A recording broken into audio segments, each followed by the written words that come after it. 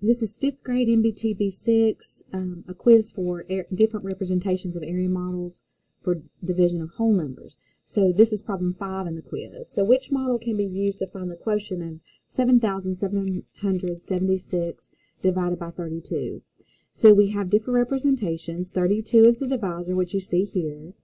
The dividend should be 7,776, and then we have our different answers. So the answer they're saying is either 238 or 243.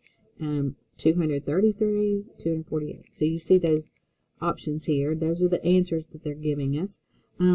So you could approach this problem a couple different ways. You could just go ahead and do the standard algorithm and find out which one of these models actually has the right answer. And that would probably be a really good strategy. Might be, if you're quick at that, you can do it that way. Another way would be to see, since you have two different numbers here, you have 6,400, 960, and 256. So we could add those numbers together.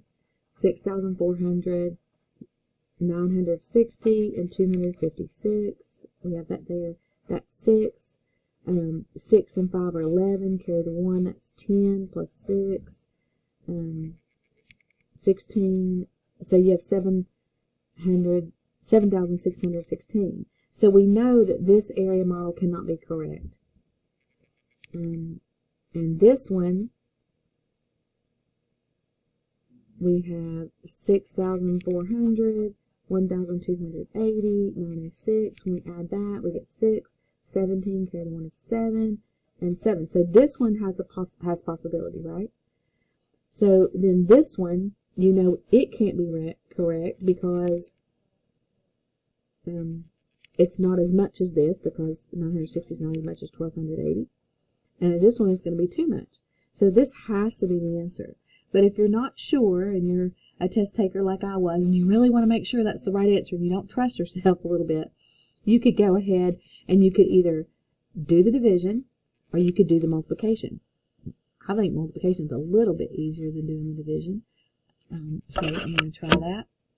So 243 times 32, and let's make sure that that equals 7,776. 2 times 3 is 6. 2 times 4 is 8. 2 times 2 is 4. Put a 0 as a placeholder for the next number. 3 times 3 is 9. 3 times 4 is 12. Carry the 1. 3 times 2 is 6 plus 1 is 7. When I add that together, I get 6. 17, carry the 1. 4 and 2 is 6 plus 1 is 7. And that's my correct answer. So that's how I would solve that problem if I was working it.